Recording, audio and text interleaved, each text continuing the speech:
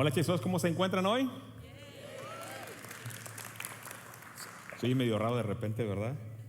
Tengo eco. Eco.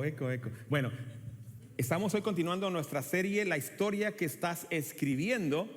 Y sí, bien decía Asael, es una historia de un personaje bíblico llamado David, que su vida tiene muchísimos matices, ¿verdad? Tanto como si fuera una novela o un programa así de televisión popular, ¿verdad? Que su historia es, quisiéramos creer que su historia es bien bonita porque es el hombre conforme al corazón de Dios, pero conforme leemos las escrituras vemos tantos matices, tantas circunstancias que él enfrentó, que él vivió. Algunas extrañas a él, me refiero, no fueron causadas por él, y otras fueron causadas por sus decisiones, ¿verdad? Y eso es lo que hemos aprendido, que el Señor, cuando diríamos inspira, que se escriba la Biblia, deja esas historias para nosotros.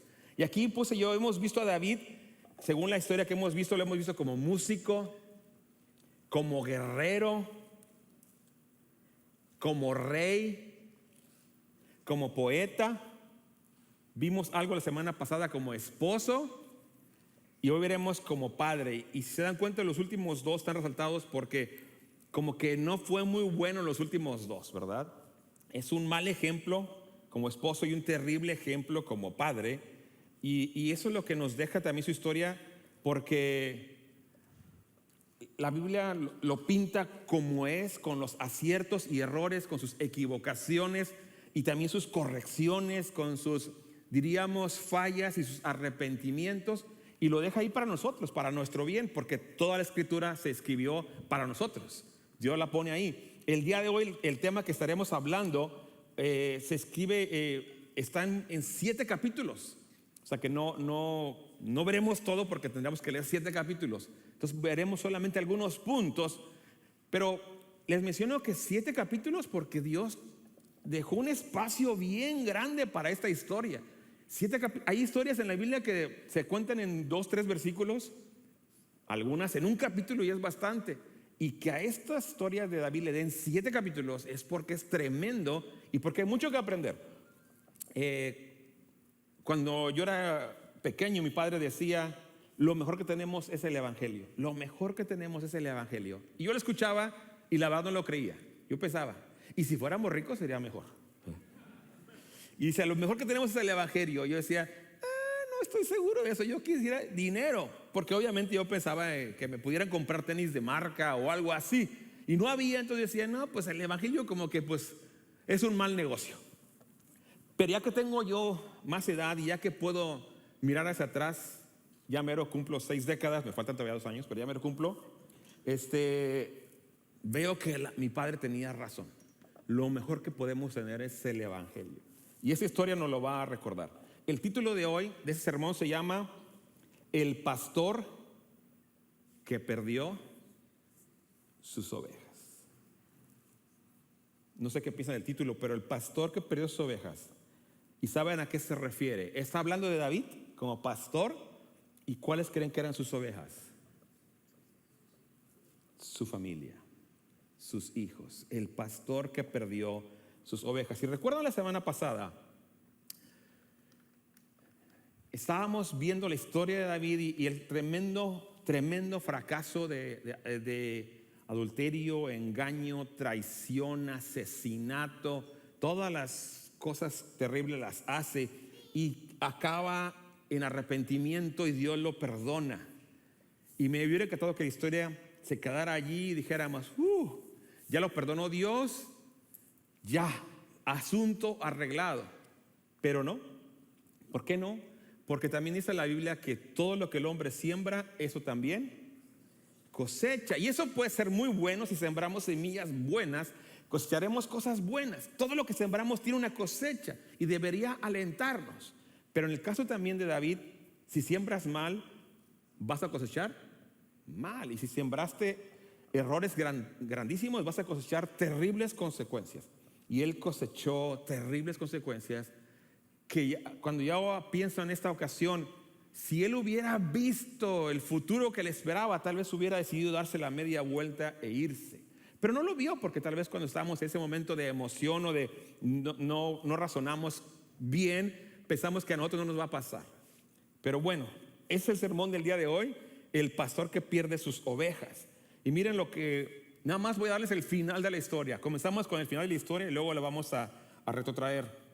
En el segundo libro de Samuel 18:33 dice lo siguiente: oh mi hijo Absalón, hijo mío Absalón, si tan solo yo hubiera muerto en tu lugar. Oh Absalón, mi hijo. No sé qué piensas de esto. Qué lamento tan triste, ¿verdad? Si tan solo yo hubiera muerto en tu lugar. Y ya se van dando cuenta, ese es el final de la historia. En esto estamos concluyendo, en este lamento, en esta desesperación, en esta situación que ya no tiene vuelta atrás porque ya hubo muerte. Pero ¿cómo llegamos hasta aquí? ¿Cómo llegamos a David conforme al corazón de Dios, a este momento del mayor drama, la mayor frustración, la mayor desesperación, el mayor, dijéramos, reproche a sí mismo, o tal vez mayor lamento? ¿Por qué hice esto? ¿Cómo llegamos hasta aquí? Y déjenme, vamos a ir a comenzar. ¿Cómo comienza todo esto? ¿Cuáles son las instrucciones de Dios que recibe David, que las conoce y sin embargo toma decisiones diferentes? Vamos a ver las instrucciones de Dios que se encuentran en Deuteronomio 17, 18 al 20. Dice así: cuando se siente en el trono a reinar, deberá producir una copia de este conjunto de instrucciones en un rollo, en presencia de los sacerdotes levitas. Tendrá esta copia siempre consigo y ¿qué? Y la leerá todos los domingos. ¿No, verdad? Todos los días de su vida. ¿Y por qué? Continúa diciendo: de esa manera aprenderá a temer al Señor su Dios, al obedecer todas las condiciones de esta serie de instrucciones y decretos. Aprenderá a temer al Señor su Dios. O sea, que no es algo que le iba a salir natural. Iba a aprender a temer al Señor su Dios y a obedecer todos los mandamientos que vienen ahí en la palabra de Dios. Y continúa y cierra con esto en el versículo siguiente, 20. La lectura diaria impedirá que se vuelva orgulloso y actúe como si fuera superior al resto de sus compatriotas, y también impedirá que se aparte de los mandatos en lo más mínimo. 3 palabras ahí en clave: orgulloso, superior y se aparte. Pero ¿acaso no ese es el mayor desafío de un rey que dice: yo soy superior a todos los demás, porque yo puedo hacer lo que se me da la gana? Y hay una canción muy famosa de un país que está al sur que dice que sigo siendo, ¿cómo se la saben? Pero sigo siendo el rey y hago lo que me da la gana. Pero dice aquí la palabra de Dios: si tú eres el rey, debes hacer esto, debes tener ahí en tu cabecera la palabra de Dios, debes de leerla todos los días para que aprendas a temerme y para que no te apartes, para que no se te suba el humo a la cabeza, para que no te creas superior a los demás y no te creas que a ti no te pasa nada, a ti nadie te va a hacer nada, para que no te apartes en lo más mínimo. Y bueno, lamentablemente hay una escalera descendente en David que nos lleva a lo que el último versículo que leímos, más bien el primer versículo que leímos. Y esa es el primer escalón descendente. Punto número 1: David obedeció ¿qué? Selectivamente. ¿Qué selectivamente? Que escogió que obedecer. Y lo que no le gustaba, ¿qué hacía? No lo hacía. Y no sé si eso le suena familiar, ¿verdad? No de ustedes, sino a alguien que conozca en alguna otra iglesia, ¿verdad? Que dice: ahí sé que eso está mal, pero a mí me gusta. O sea que No importa. Sé que no lo debo hacer, pero así soy yo. Así nací. Ay, sé que algún día Dios me va a castigar, pero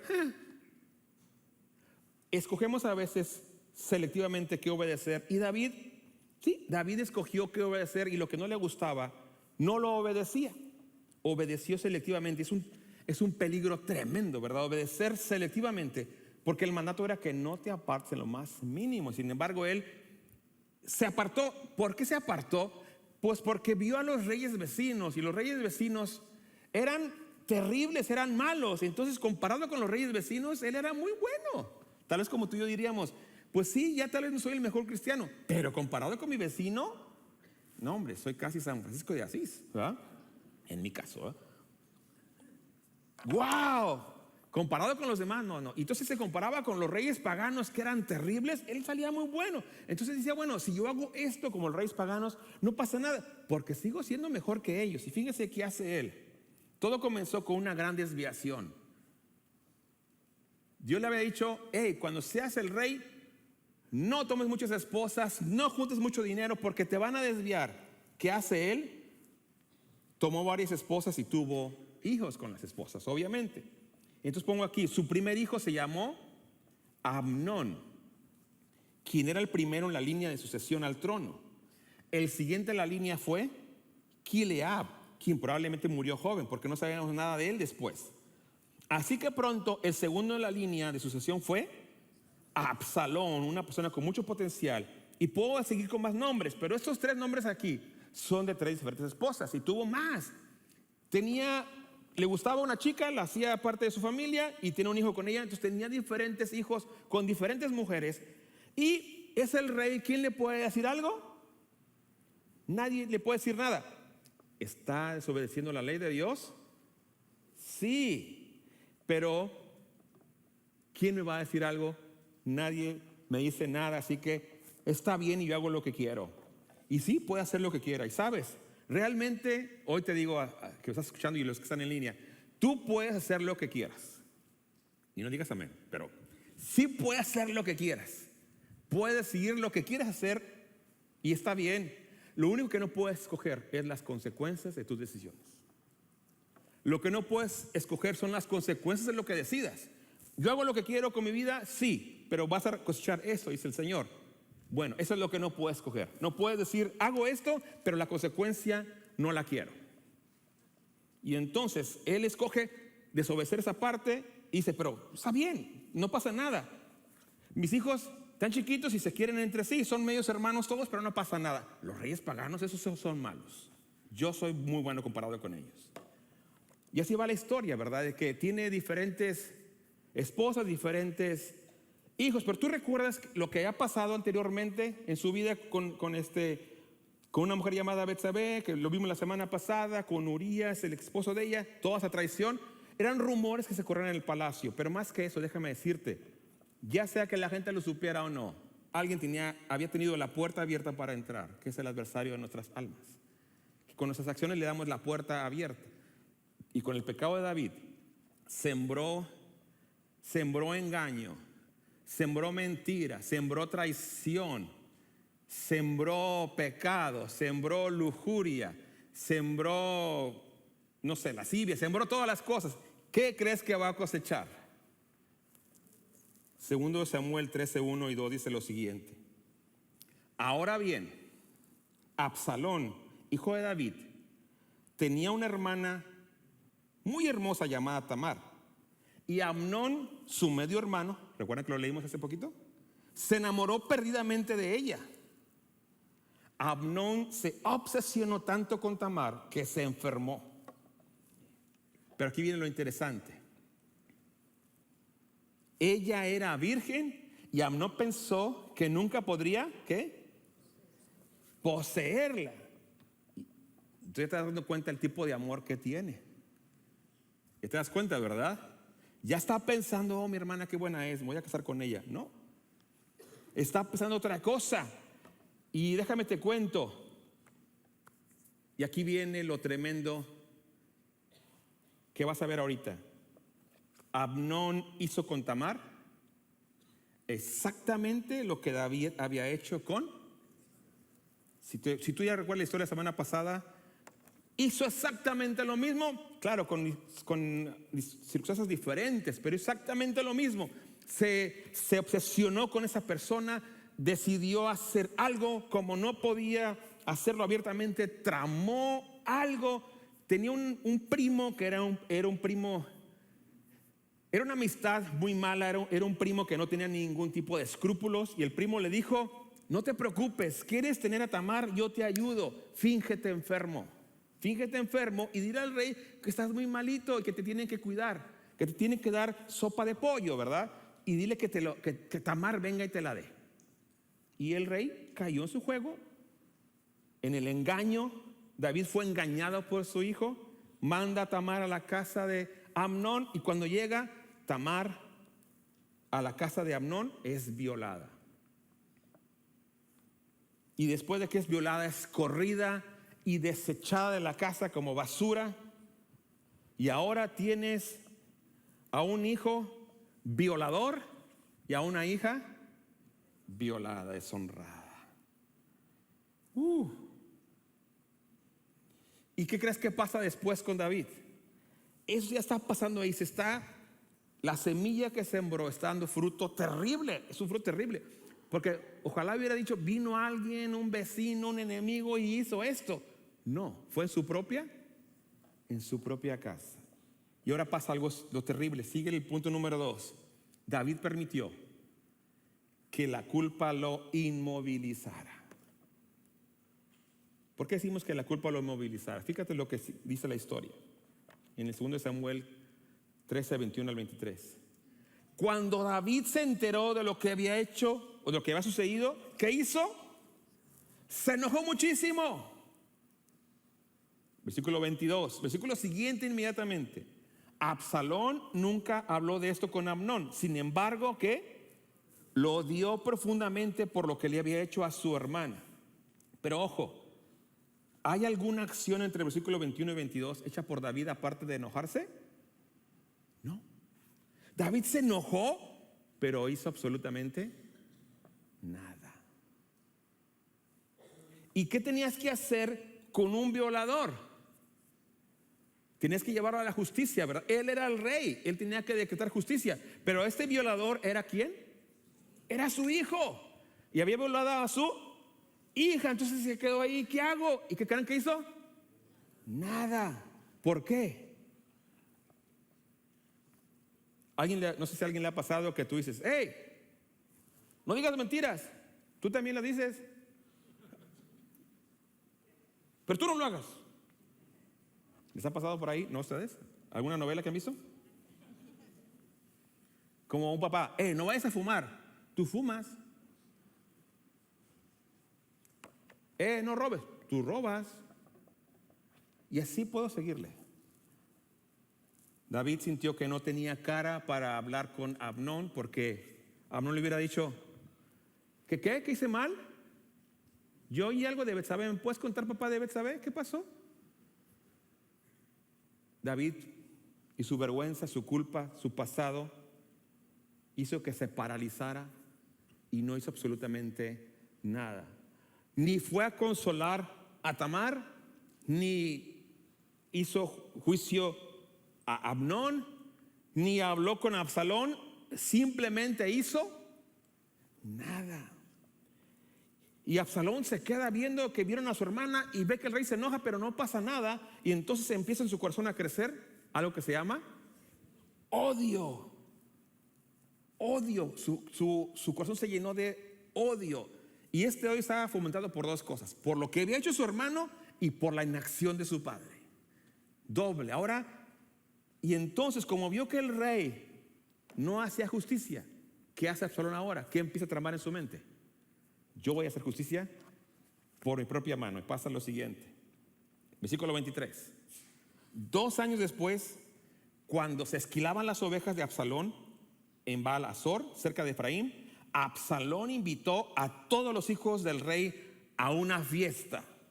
¿Y por qué creen que invitó a todos los hijos del rey a una fiesta? Porque tenía un plan secreto. ¿Cuál creen que era su plan? Matar a Amnón.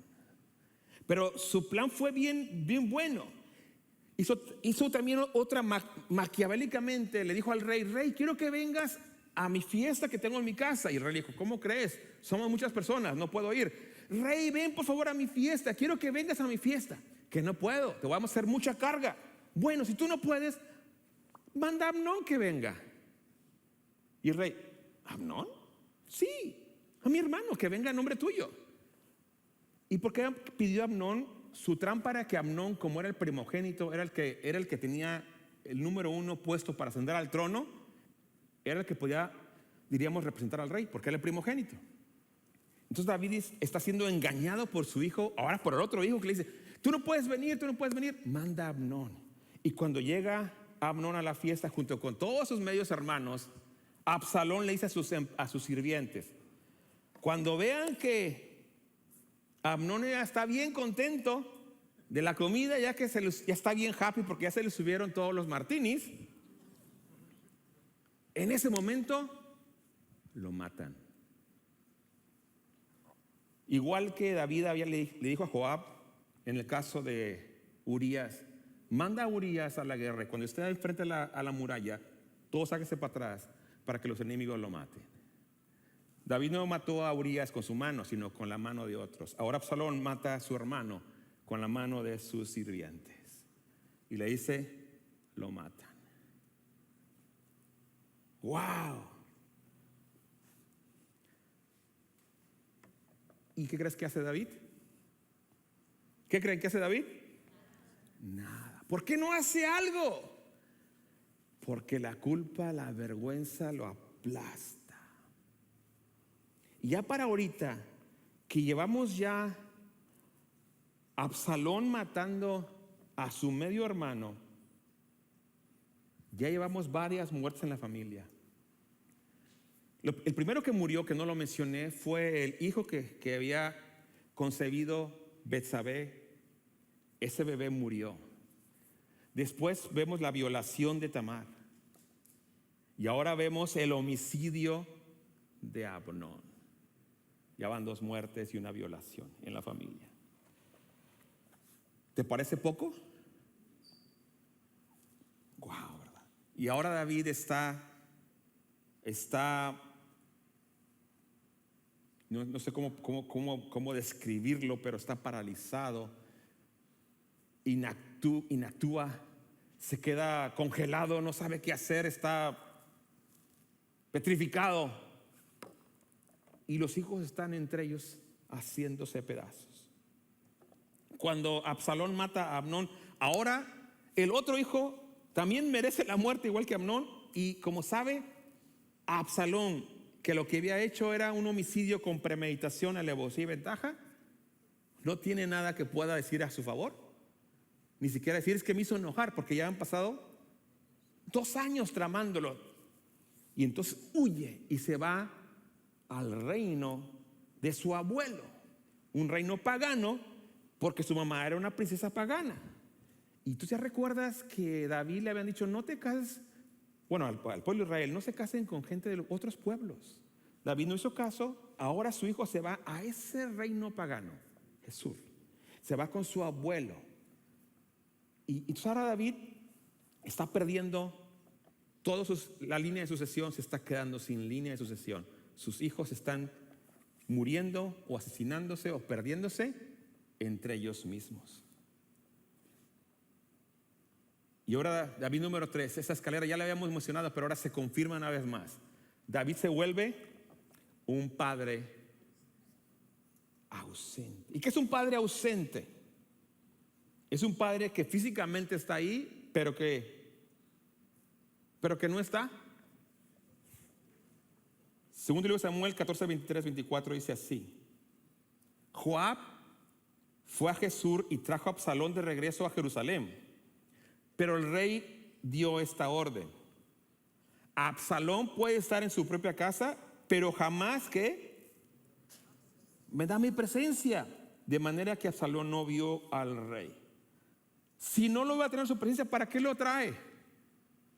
Y habían pasado, esto que les digo, ya han pasado años.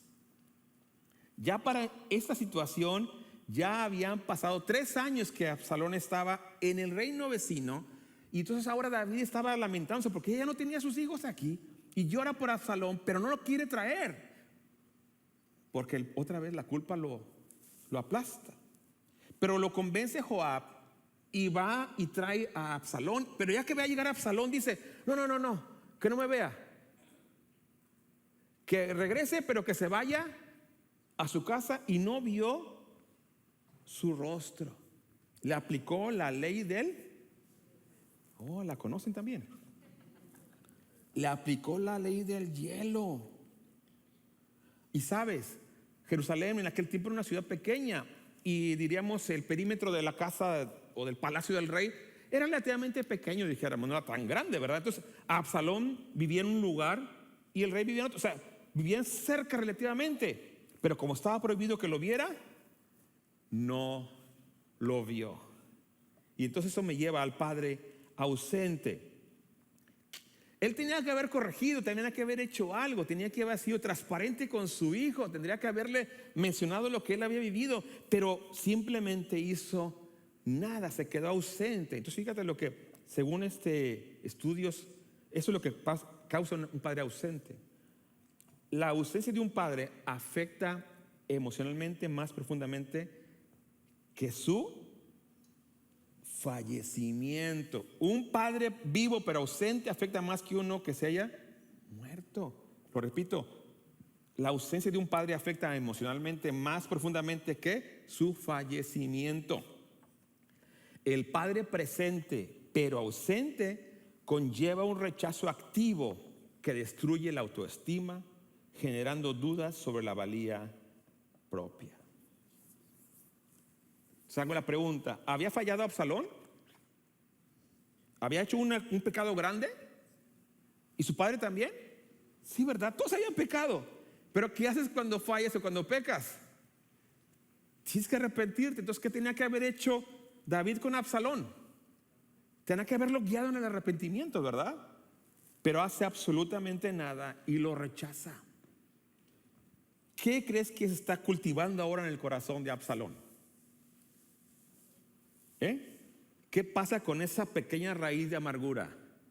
Ese resentimiento, el padre presente pero ausente, el que no tiene tiempo para el hijo, el que no tiene tiempo para conversar, ni para guiarlo, ni para corregirlo, ni para aclararlo, ni para decirle estuvo bien, estuvo mal, hiciste bien, estuvo mal. No le dicen absolutamente nada. Entonces eso es lo que provoca en el corazón de Absalón.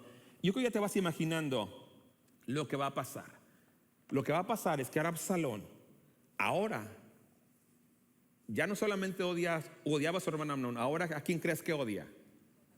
A su papá.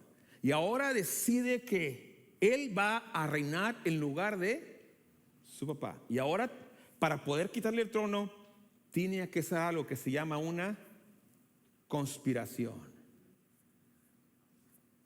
Si llevaran a hacer una película, le llamarían David Guerra de Tronos, ¿verdad? Ahora el hijo dice, ese señor que está allá, ese no es mi padre. Es un desgraciado hipócrita. Muchos salmos, mucho Dios, Dios, Dios, y a mí ni caso me hace. Yo no existo. Nunca me dirige la palabra, nunca me habla. Nunca me ha dicho te amo. Nunca me ha dicho estoy orgulloso de ti. Nunca me ha corregido si me equivoco. Nada, soy muerto para él. Bueno, ahora yo voy a tomar el trono. Y eso es lo que hace una conspiración. Y ¿sabes qué es lo increíble? Que Absalón no es un tonto que llega y ¡ay! Voy a matar, no. Hace una conspiración tan bien hecha porque aparte Absalón tiene consejeros. Y uno de esos consejeros se llama Aitofel. Y tú dices, ¿y quién es Aitofel? ¿Y qué importa que se llame Aitofel? Aitofel era el abuelo de Betsabé.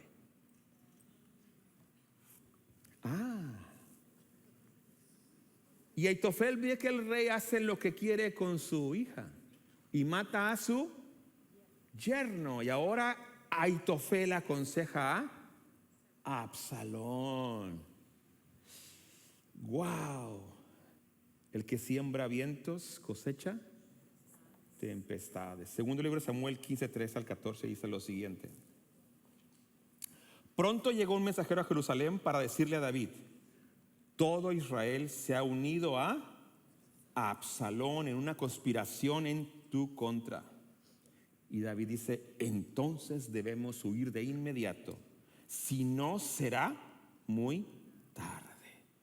David dijo a sus hombres: apresúrense. El rey que no huía de nadie, ahora huye ¿de quién? De su hijo, porque ya se dio cuenta que el hijo tiene el corazón del pueblo. No les conté lo que Absalón hizo, pero Absalón se fue ganando el amor del pueblo. Hay lo que le llaman el espíritu de Absalón, que es: oh, si yo fuera el rey, yo te haría justicia, pero no soy el rey.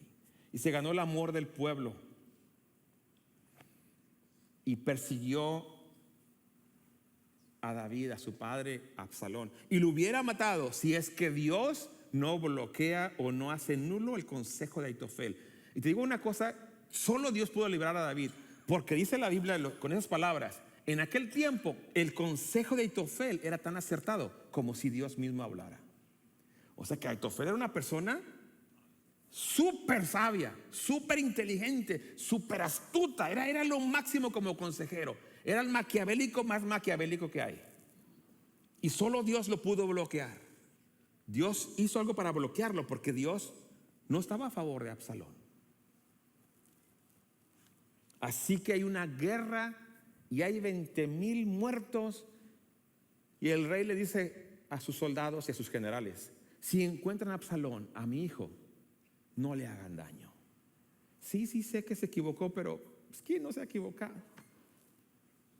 Y sí sé que merece muchas cosas, pero todo es culpa mía. Todo es culpa mía, no le hagan daño. Bueno, la guerra entre Israel, bueno, entre las fuerzas de David, porque todo es Israel, entre las fuerzas de David y las fuerzas de Absalón, empiezan a pelearse entre sí. Y gana el ejército de David. Y entonces Absalón comienza a huir, y en su huida pasa abajo de un árbol grande y se queda atorado ahí en la cabeza. Se queda atorado y colgando los pies así. Y entonces un soldado lo encuentra y lo ve. ¿Y qué creen que hace el soldado? Nada, porque él oyó al rey decir: no le hagan daño. Entonces va con el general del ejército, que se llama Joab, y le dice: encontré a Absalón. ¿Qué le hiciste? Nada, el rey dijo que no le hiciéramos nada. No pierdo tiempo contigo. Y va Joab, general del ejército de David, y le clava 3 dardos en el corazón a Absalón y lo mata. Y luego le dice a sus escuderos: remátenlo. Y lo que había hecho David, ¿recuerdan que alguien había decidido obedecer selectivamente? Ahora, ¿qué hace Joab? Obedece selectivamente. Lo que siembras, cosechas. Y entonces de repente ya vienen mensajeros, y David dice: ya viene un mensajero, seguro trae buenas noticias. Y eso es lo que le dicen a David en 2 Samuel 18:31. tengo buenas noticias para mi señor el rey. Hoy el Señor lo haya librado de todos los que se rebelaron en su contra. ¿Qué me dices del joven Absalón?, preguntó el rey. ¿Se encuentra bien? Y el etíope contestó: que todos sus enemigos, mi señor el rey, ahora y en el futuro, corran con la misma suerte de ese joven. Y David entendió que lo habían matado. Y por eso ya oíste lo que comenzamos. Muere Absalón, el que lo estaba persiguiendo para matar, pero era su hijo, producto de sus propias fallas. Y ahora él dice lo siguiente: entonces el rey se sintió abrumado por la emoción, subió a la habitación que estaba sobre la entrada y se echó a llorar. Y mientras subía, clamaba: oh, mi hijo Absalón, hijo mío, Absalón, si tan solo yo hubiera muerto en tu lugar. Oh, Absalón, mi hijo, mi hijo. Cuando yo leo esa historia, yo recuerdo lo que dijo mi padre y digo: no, papá, el evangelio no importa, el dinero. Pero tú ves esta historia, ¿qué le faltaba a David y su familia en términos económicos? Nada. Tenían la escala social más grande que pudieran haber alcanzado, tenían el éxito ya, ricos. Absalón era rico, bonito, con dinero, con poder, tenían todo. Lo que podía heredarles a sus hijos David era riquezas millonarias. Lo único que no les pudo dar es un buen testimonio. Y ahora sus hijos están, ¿cómo están? Muertos. Y David dice, si tan solo yo hubiera muerto yo en lugar de ellos. Hago el resumen: muerte del bebé, violación de Tamar, asesinato de Amnón, traición y fallecimiento de Absalón. No sé cómo te parece eso, pero a mí esto me da terror. Digo, wow, si David hubiera sabido las consecuencias de sus actos, tal vez hubiera tomado decisiones diferentes. Pero ¿sabes qué? Pero eso está escrito para ti y para mí. El Señor dejó 7 capítulos para ti y para mí, para que tú y yo hoy aprendiéramos de esta historia. Y entonces, hoy te digo a ti y a mí, porque eso es para mí también. Hiram, hoy puedes escribir una mejor historia. ¿Estás de acuerdo? Hoy tú y yo podemos escribir una mejor historia, no importando lo que nos hemos equivocado, porque posiblemente nos hemos equivocado y bastante. Y posiblemente alguno que está aquí dice, oh Hiram, si supieras lo que he hecho. No lo tengo que saber, porque te puedo creer, nos hemos equivocado muchísimo. Pero yo te voy a decir una cosa, hoy podemos comenzar una mejor historia, porque el pasado no lo podemos cambiar, pero sí podemos cambiar el futuro en base a lo que decidamos hoy.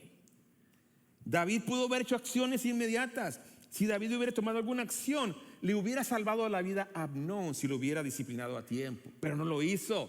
Si se hubiera acercado a Absalón, le hubiera salvado la vida a Absalón, pero no lo hizo. Pero tú y yo podemos decidir mejor. ¿Qué es lo que te recomiendo? 4 cosas que te recomiendo el día de hoy. Número 1, sigue los mandamientos. ¿Qué? Completamente. No cumplas la Biblia parcialmente. No dejes esto sí, esto no. Esto no me gusta, esto ya está anticuado. Esto no es para mí, esto no es para este tiempo. Yo te sugiero humildemente, sigue los mandamientos de Dios completamente, para tu propio bien. Número 2, recibe el perdón de Dios y desecha ¿qué? La vergüenza. Si has fallado como David tremendamente, lo que tienes que hacer es, Señor, perdóname.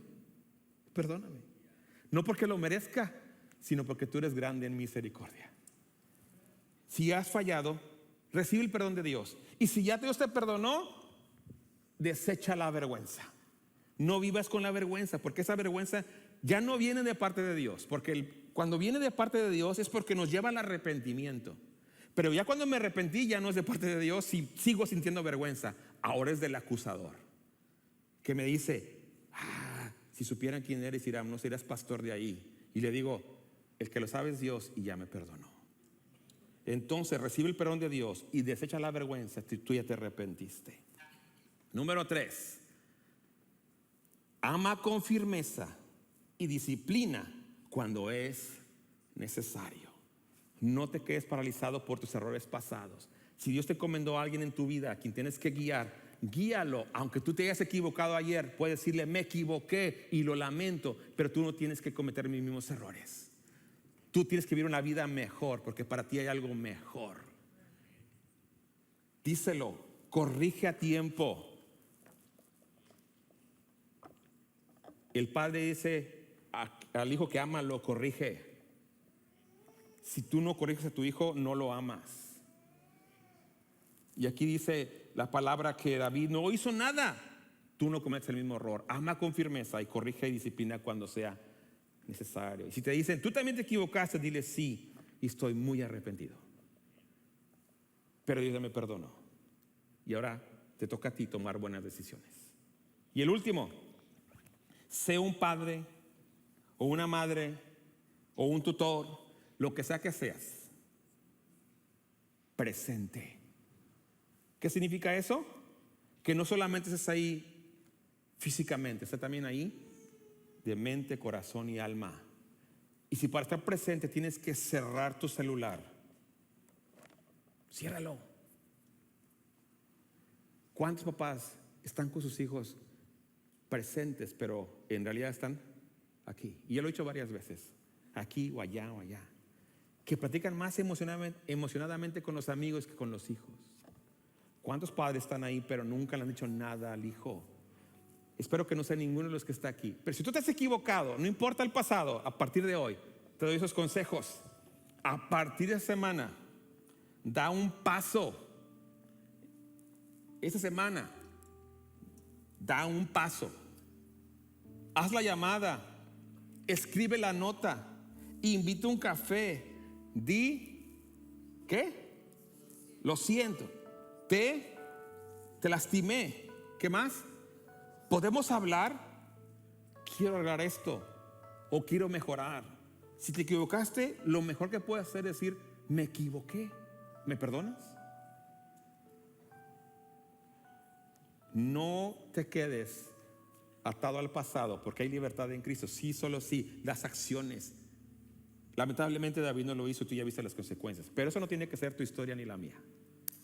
Tu historia y la mía puede ser una diferente, de restauración, de transformación, de sanidad, de aquí hacia adelante. Porque los que estamos aquí no estamos aquí porque nunca hayamos pecado, sino porque no hemos sido perdonados, porque hemos sido lavados, porque hemos sido transformados, restaurados.